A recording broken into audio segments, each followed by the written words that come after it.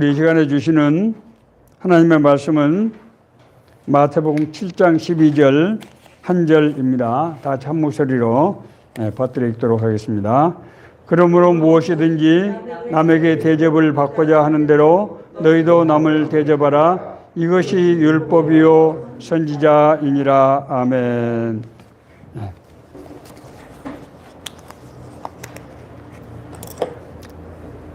아메리카 인디안 다코타 족의 말 중에 미타쿠의 오야신이라는 말이 있다고 합니다. 이 말은 우리는 모두가 서로 연결되어 있다, 이런 뜻이라고 합니다. 아메리카 인디안들이 보는 인간관, 세계관을 한마디로 정의한 것이라고 봅니다. 신은 생김새가 어떻게 다른가를 놓고 우리를 판단하지 않는다. 그들은 신이 창조한 자식들의 안에 신성이 들어있어서 그 중에 핵심적인 성품이 모두가 다 서로 연결되어 있다고 하는 그런 믿음을 가지고 있는 것입니다. 그렇기 때문에 이 사람들은 소유를 탐하는 것을 하나의 덫으로 알았고, 자신들이 가진 기술이나 성공의 열매를 자신들보다도 행운이 덜 찾아온 형제 자매들과 함께 나눠 가져야 된다고 하는 것을 그들의 변함없는 삶의 규칙으로 이해하고 실행하였습니다. 유시와 시인이 아메리카 인디안들 그 지도자들이 자신들의 삶을 소개한 글을 편집한 책인데, 책 제목이 나는 왜 너가 아니고 나인가 라는 그런 아주 960쪽에 달하는 아주 두꺼운 책이 있습니다. 제가 한 20여 년 전에 누구로부터 선물을 받아서 읽으면서 아주 크게 감동을 받았던 그런 책인데, 오늘 이 설교 주제를 선정할 때 그 책에 나오는 말씀들이 생각해서 제가 이곳저곳을 뒤져봤습니다. 오늘 본문 마태복음 7장 12절의 말씀은 예수님께서 하나님 나라에 대해서 본격적으로 가르치신 이른바 산상수훈의 결론에 해당되는 그런 말씀입니다. 이 말씀이 주시는 의미를 통해서 하나님 나라의 본질이 무엇인지, 우리가 어떻게 그 나라를 이 땅에서 우리 삶 가운데 이룰 수 있는지를 한번 알아보고자 하는 것입니다. 산상수훈은 마태복음 5장에서 7장에 이르는 말씀을 산상수훈이라고 그렇게 얘기합니다. 이 말씀은 크게 보면 4가지 사항으로 구성되어 있는 것을 우리가 알 수 있습니다. 예수님께서 공생을 시작하시면서 처음 하시는 말씀이 무엇입니까? 그건 마태복음 4장 17절 회개하라 천국이 가까이 왔느니라 하는 말씀이었습니다. 이 말씀의 의미는 하나님 나라, 하나님이 통치하시는 역사가 너에게 가까이 왔으니 이 기회를 놓치지 말고 회개해서 그의 삶 속에서 하나님의 나라를 누리게 하라, 그렇게 권면하는 말씀입니다. 정말 상상도 할 수 없는, 그 당시로서 우리가 지금 너무 많이 들어서 익숙한 말씀입니다만 그 당시로서는 상상도 할 수 없는 말씀을 하신 것입니다. 어떻게 하나님 나라, 지극히 높은 하나님의 나라가 우리 삶 가운데 임한단 말인가? 사람들은 다 그렇게 생각을 했습니다. 그리고 나서 자, 그러면 어떤 사람이 하나님의 나라에 합당한가 하는 것을 마태복음 5장 1절에서 12절까지 말씀을 하고 있습니다. 그것은 심령이 가난한 자는 복이 있나니 천국이 그들의 것이요, 애통하는 자는 복이 있나니 그들이 위로를 받을 것이며, 온유한 자는 복이 있나니 그들이 땅을 기업으로 받을 것이요 라고 말씀하고 있습니다. 하나님 나라는 하나님을 사모하고 하나님의 뜻이 이루어지기를 그런 세상을 사모하는 사람들에게 열리고, 그 하나님 나라에서는 심령이 가난한 사람들, 애통하는 사람들, 세상에서 정말 어려운 가운데 사는 이들이 위로받고 치유받고 회복되는 그런 나라라고 하는 것입니다. 자, 그리고 나서 이제 세 번째로 하나님 나라 백성들은 그러면은 어떤 사람들인가, 그 사람들은 어떤 역할을 할 수 있는가 하는 것을 말씀하고 있습니다. 이 문제에 대해서 예수님께서는 너희는 세상의 소금이다, 너희는 세상의 빛이다, 이렇게 말씀하십니다. 우리 잘 아는 대로 세상의 소금이 무엇입니까? 세상의 소금은 자신을 녹여서 세상의 모든 사람들이 자기 본래, 자기 자신을 드러내게 하는, 다시 말씀드리면은 세상에서 맛을 내게 하는, 그래서 이런 걸 통해서 인간과 인간 사이, 그리고 인간과 하나님 사이에 화해와 화평이 이루어지는 것을, 그런 역할을 하는 것을 세상의 소금이라고 예수님께서는 말씀하고 있습니다. 세상의 빛은 무엇입니까? 성도는 그의 삶을 통해서 진리의 빛, 생명이 드러나는 역할을 하게 된다고 하는 것입니다. 성도 안에 진리의 빛, 생명의 빛이 있기 때문에 그가 가는 곳마다 그런 빛들이 이제 드러나서 사람들이 그 빛 가운데로 인도함을 받게 된다고 하는 것입니다. 이것은 제가 누차 말씀드립니다마는 성도가 그렇게 살아야 된다는 것이 아니고, 이것은 존재에 관한 언명, 존재의 본질에 관한 언명, 이미 성도 안에 소금과 빛의 그런 능력이 있기 때문에 살아갈 때 그런 능력들이 나타나서 그 삶을 통해서 하나님 나라가 이루어진다고 하는 것입니다. 물론 하나님은 하나님 자신이 직접적으로 세상에서 하나님의 나라를 이루시기도 하지만은, 하나님은 원칙적으로는 자기의 형상으로 만든 인간들을 통해서 그들의 삶 가운데서 하나님의 나라가 이루어지게 하심으로 이 땅의 모든 사람들이 하나님의 자녀 백성이 된다고 그러면은 이 세상 전체가 뭐가 되겠습니까? 하나님 나라가 될 수밖에 없게 되는 것이지요. 이것이 예수님께서, 하나님께서 하시는 방식입니다. 그리고 이제 이어서 하나님 나라의 백성들이 지켜야 될 핵심적인 12가지 사항에 대해서 이 율법을 완전하게 이루는 그런 삶에 대해서 말씀하고 있습니다.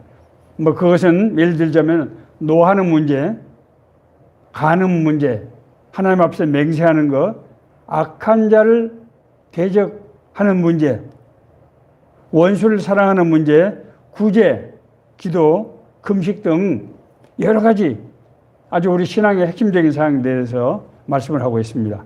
그리고 이제 이 모든 것을 마무리하는 말씀으로 이른바 황금률이라고 하는 오늘 본문 말씀으로 매듭을 짓고 있는 것입니다.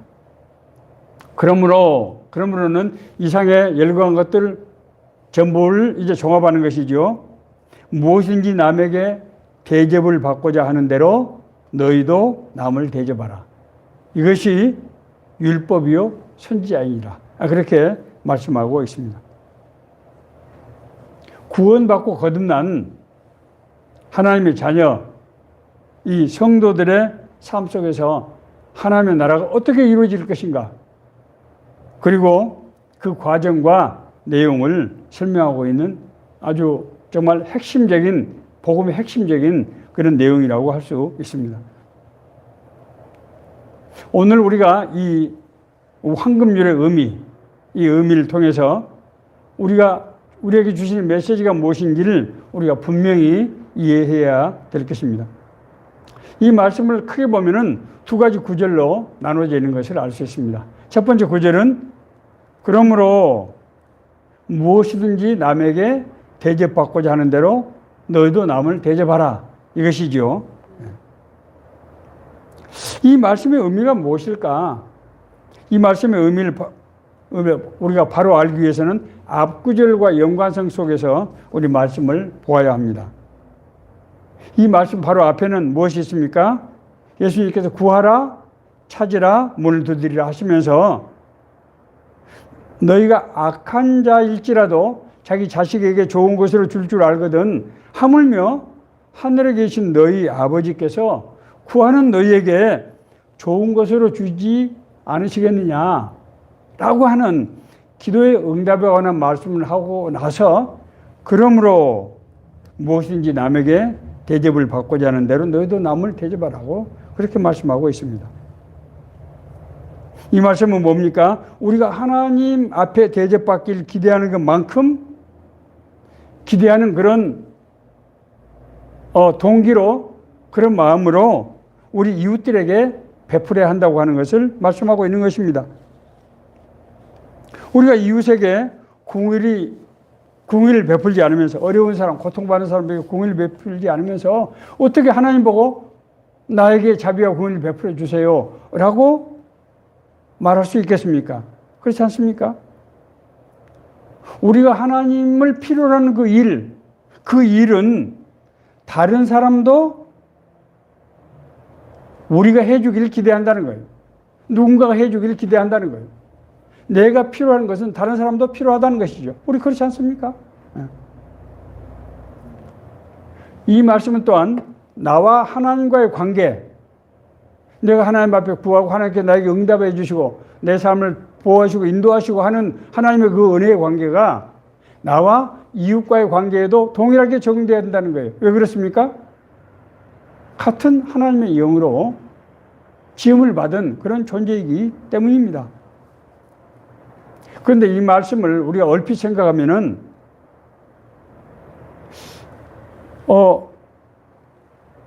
상대가 나한테 행한 대로 나도 상대에게 해줘야 한다. 이런 상호주의 원칙으로 이해할 수가 있습니다. 그렇게 잘못 이해할 수가 있습니다. 그런데 상호주의가 남들이 나에게 선으로 행한 것을 나도 선으로 갚아야 된다 라고 하는 것이라고 하면은 이 황금률은 남이 나에게 어떻게 해줄 것인가 하는 것을 미리 생각하지 말고 그 사람의 태도가 어떻게 하든지 간에 나는 그들이 원하는 것을 내가 먼저 해줘야 된다고 하는 것입니다. 이런 점에서 이 황금률은 상호주의, 눈에는 눈, 이에는 이라고 하는 이 상호주의 원칙과는 완전히 다른 말씀이라고 하는 것을 우리가 이해해야 합니다.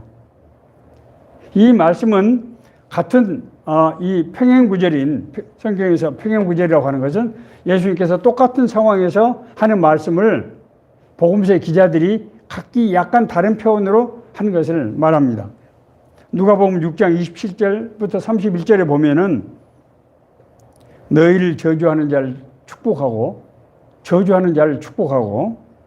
겉옷을 달라고 하는 자에게 속옷을 거절하지 말며 내 것을 가져가는 자에게 다시 달라고 하지 말라.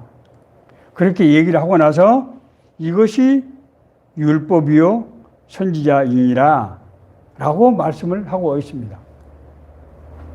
그러므로 앞서 말씀드린 대로 이것이 상호주의 원칙이 아니고 내가 선제적으로 내가 저 사람의 필요가를 내가 해결해 주는 것을 예수님께서 말씀하고 있다고 하는 것을 우리가 알 수 있습니다. 그러므로 이 황금률은 우리가 이웃과의 관계에 있어서 나를 생각하는 것과 남을 생각하는 것이 같은 어떤 가치 기준, 그런 기준을 갖고 있다고 하는 것이 갖는 것이 황금률의 근본적인 취지라고 하는 것을 알 수 있습니다. 나하고 남하고 같은 존재라는 거예요. 내가 소중한 만큼 당신도 소중하고 이웃도 소중하다고 하는 것입니다. 요한복음 8장에 보면은 음행 중에 이제 잡혀온 여자 얘기가 나옵니다. 무리들은 이 여자를 둘러싸고 각기 손에다가 큰 돌을 하나씩 들고 이제 여인에게 던질 태세를 하고서 예수님께 물었습니다. 선생님, 모세 율법에 의하면은 이런 여자는 돌로 치라고 했는데 선생님은 어떻게 말하시겠습니까? 이때 예수님께서는 이렇게 말씀하셨습니다. 너희 중에 죄 없는 사람이 먼저 돌 치라. 이 말씀을 하셨더니 나이 든 사람으로부터 시작하여 젊은 사람에게 이르기까지 하나씩 돌을 내려놓고 그 자리를 떴다. 성경은 이렇게 기록하고 있습니다. 왜 이 사람들이 갑자기 돌을 내려놓고 자리를 뜨게 된 것입니까? 이 사람들이 예수님의 말씀을 듣기 전까지는 누구를 쳐다보고 있었습니까? 여인을 보고 있었습니다. 여인의 허물, 여인의 불법적인 죄, 이것은 모세 율법에 돌로 치라고 되어 있기 때문에 나는 하나님의 지금 뜻을 행하는 것이다. 이렇게 지금 생각을 가지고 의지를 가지고 자기가 하나님의 일을 지금 한다고 하는 그런 생각을 가지고 있었던 것입니다. 그런데 예수님께서 죄 없는 사람이 먼저 돌로 치라고 할 때 사람들이 시선이 어디를 향했어요? 자기 자신을 돌아보게 되었습니다. 자기는 지금 그 여인을 정죄하고 비난하던 자기가 그 여인과 하등 다를 것이 없는 죄인이라고 하는 것을 발견하게 된 것입니다. 내가 대접받기 원하는 대로 내가 남을 대접하라는 말씀은 바로 이 등가성의 원리를 말씀하고 있는 것입니다. 크고 작은 죄를 불구하고 죄인이 아닌 사람이 누가 있겠습니까? 큰 죄를 진 사람은 큰 죄를 질 수밖에 없는 어려운 상황에 있었을 것이고 작은 죄를 진 사람은 그나마 형편이 나아서 운이 좋아서 도움을 받아서 작은 죄로 그칠 수 있는 그런 삶을 살고 있을 것입니다. 그러나 근본적으로 우리는 어떻습니까? 우리가 처한 상황에 따라서 우리가 얼마든지 죄인이 될 수가 있다고 하는 것을 우리에게 가르쳐주고 있는 그런 말씀이라고 하는 것입니다. 자, 인간은 그렇다면 왜 이런 논리가 적용돼야 되는가? 왜 이런 논리가 적용돼야 되는가? 그것은 우리 인간은 모두가 다 하나님의 형상으로 지음받은 존재이기 때문이라고 하는 것입니다.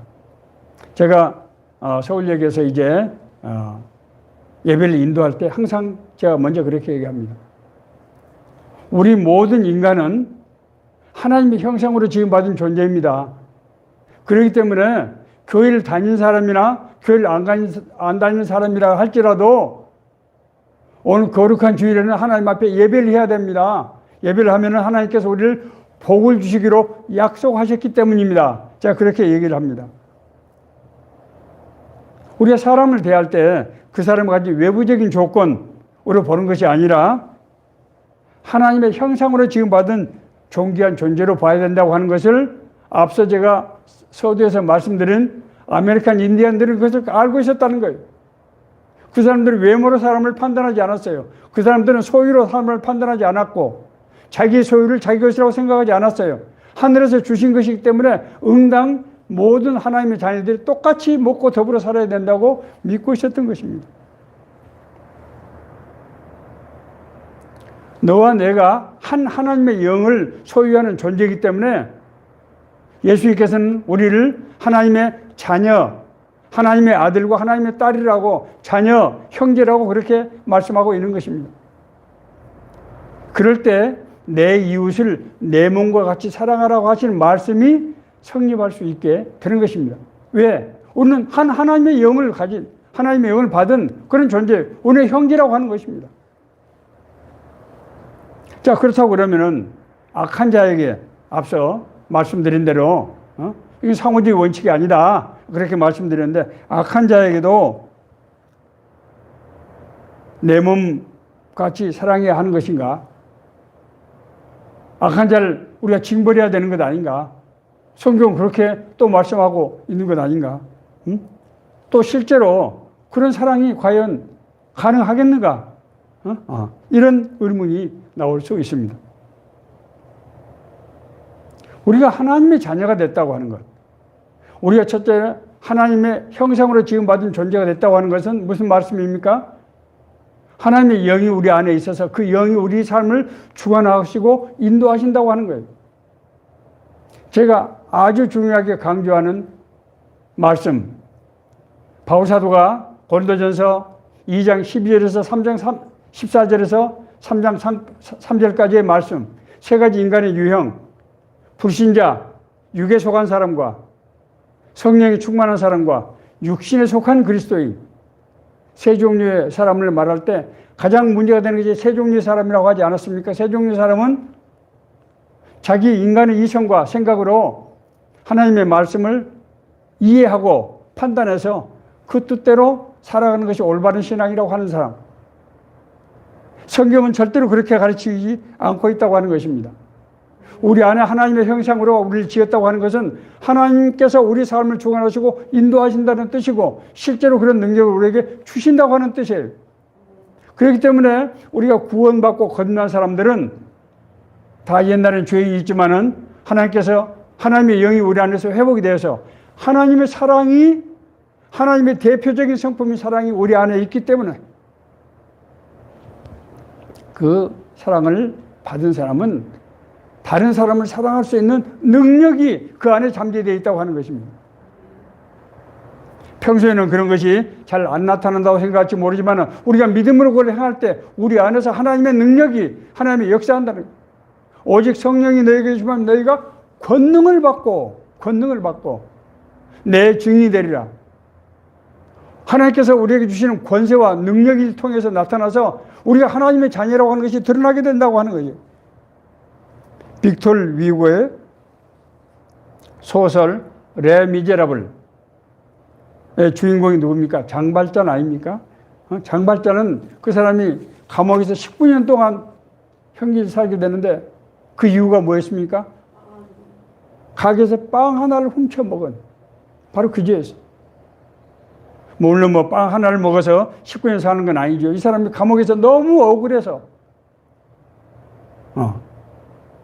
여러 차례 타러 가다 붙잡히고 해서 형이 가중돼서 19년 동안이나 살게 된 거예요.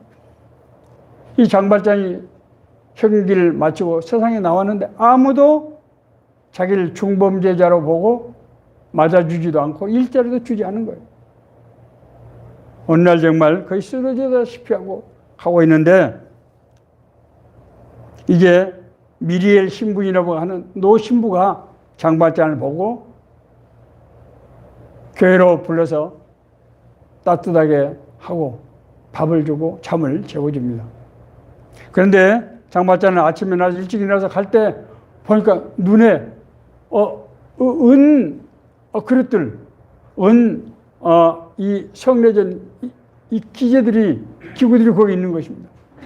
그래서 그냥 그거를 은초대, 그 중에 정말 예배 때 앞에 촛불을 켜는 은초대 하나를 넣고 이제 가지고 가는데 장발전의 행태를 늘 수상하게 지켜오던 경찰들이 장발전의 몸을 수색을 해서 그 훔친 그 은초대를 찾아내게 되고 이제 그 교회로 이제 불려가게 됩니다.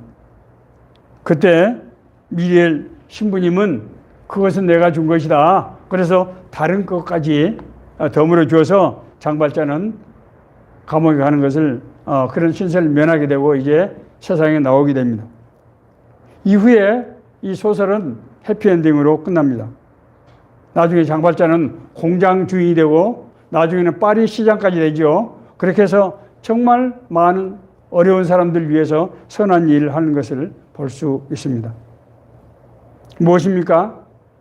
내가 행한 사랑이 그 사랑을 받은 사람을 변화시켜서 정말 그 사람들의 삶 가운데서 하나님의 나라가 이루어진다고 하는 것을 보여주고 있는 그런 소설이라고 생각이 듭니다. 자, 두 번째 구절은 그렇게 하는 것이 율법이요 선지자이다 라고 말씀하고 있습니다. 율법은 무엇입니까? 율법은 가치의 기준입니다. 하나님 나라의 가치의 기준이에요. 우리나라도 대한민국 헌법과 법률에서 이제 다스리지 않습니까? 헌법과 법률은 뭡니까? 우리 대한민국 국민들이 반드시 지켜야 될 가치의 기준이에요. 자, 선지자는 그 율법을 선포해서 그 율법을 수행하도록 하는 역할을 하는 사람이죠. 그렇지 않습니까? 자, 그런 점에서 이 황금률은 우리에게 하나님 나라의 기준, 가치라고 하는 그것을 규율을 지킬 의무를 가르쳐 줄 뿐만 아니라 우리에게 이것의 의무를 수행하도록 우리에게 권면하고 있는 것을 볼 수 있습니다. 주님께서는 우리가 역지사지, 내가 남의 입장이 돼서 우리가 서로의 입장이 돼서 생각하는 그런 삶을 살도록 함으로써 우리를 구원받고 거듭나는 삶을 살아가는 하나님의 자녀로 인도하고 있다고 하는 것입니다. 지금까지 다른 사람에 의해서 정말 힘들고 어려운 그런 괴로움을 당했던 사람이 자기가 나중에 형편이 나아져서 이전에 그 고난한 것을 잊어버리고 다른 사람에게 혹독하게 무섭게 대했던 그런 얘기들을 우리가 심심치 않게 들을 수 있습니다. 그렇다고 하면은 그 부당한 사람에 대해서 하나님께서 어떻게 보시겠습니까? 마태복음에 큰 빚을 진 사람이 그 주인으로부터 빚을 탕감받았는데 자기에게 아주 지극히 작은 돈을 빚진 사람을 정죄하고 그 사람을 감옥에 이제 넣으려고 할 때 그 빚을 이제 갚았던 빚을 다시 원상으로 되돌리고 벌을 받게 되는 그런 말씀을 성경은 기록하고 있습니다. 참으로 많은 사람들이 자기의 권리를 주장할 때는 아주 단호하지만은 다른 사람의 권리에 대해서는 침묵을 하고 무시하는 그런 것들을 많이 보게 됩니다. 오늘 하나님께서 말씀하신 우리에게 주시는 이 남에게 대접받고자 하는 대로 남을 대접하라는 이 말씀을 통해서 우리 삶 속에서 하나님의 나라가 이루어지게 되도록 그렇게 되어 있는 것입니다. 나의 사랑의 행위가 뿐만 아니라 다른 사람을 사랑을 받는 사람을 변화시키게 되는 것입니다. 제 고등학교 친구 중에 내과 의사인 이정호 장로님이 있습니다. 이분이 의과대학을 졸업하고 80년대 중반 신림동에서 내과를 개업했는데 그 병원은 그 관악산 서울대학에서 쪽에서 내려온 이 천이 관악산 그 물이 이제 그 개업한 병원 그 개울 앞으로 흘러내려간 그 토림천이 바로 그것입니다. 당시에만 하더라도 도림천은 거기 주변에 사는 사람들이 버린 그 연탄재, 옛날에는 다 뭐 연탄재로 난방을 했기 때문에 연탄재하고 저도 몇 차례 가봤는데 쓰레기들, 뭐 헌 옷까지 하면 이런 쓰레기들이 정말 잔뜩 널려 있어서 악취가 정말 얼마나 심하고 보기 흉한지 정말 아주 그쪽으로 아주 가기가 싫을 정도로 그런 상황이었습니다. 이 원장님은 병원을 개원한 그 다음날 아침 일찍 일어나서 빗자루와 나무가지를 꺾어가지고 그 자기 병원 앞에 있는 하천에 쓰레기들, 헌 옷가지들, 연탄재들을 와서 눈에 보이지 않는 곳에 이제 쌓기 시작했습니다. 하루 이틀, 열흘, 보름, 한 달을 하니까 처음에는 외면하던 사람들, 지나가는데 보지도 않는 사람들이 한 사람씩 와서 그 새벽 시간에 같이 치우는 거예요.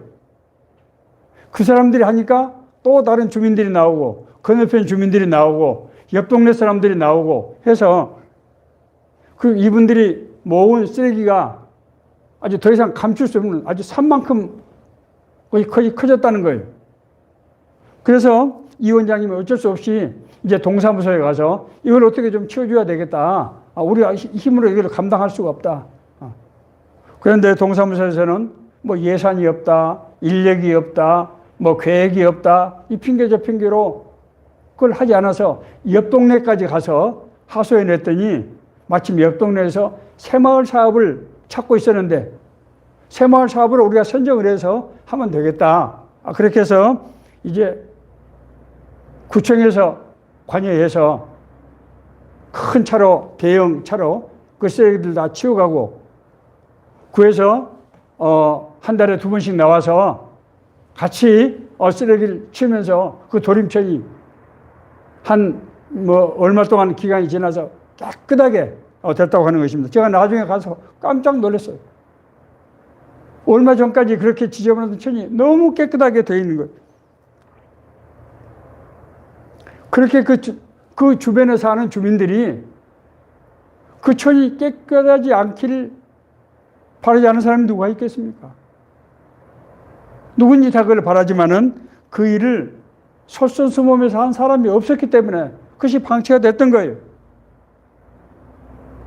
그 사람들이 이제 그 천이 깨끗해지고 난 이후로 버리지 않게 되고 쓰레기를 한 곳에 지정해서 모아놓게 되고 이런 관행이 되면서 사람들 사이에도 서로 믿고 이해하는 그런 신뢰관계가 형성이 되고 그래서 그 지역의 주민들이 굉장히 단합이 잘 되고 서로 협력을 잘하는 그런 아주 그런 모범적인 그런 동네가 됐다고 하는 것입니다.